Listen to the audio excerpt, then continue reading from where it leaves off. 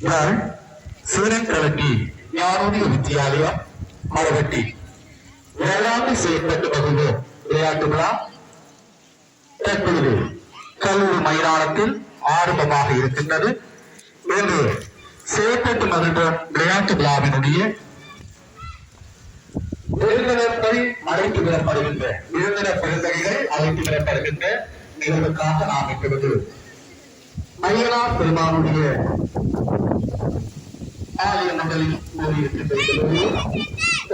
பாடசாலையினுடைய அணியினரால்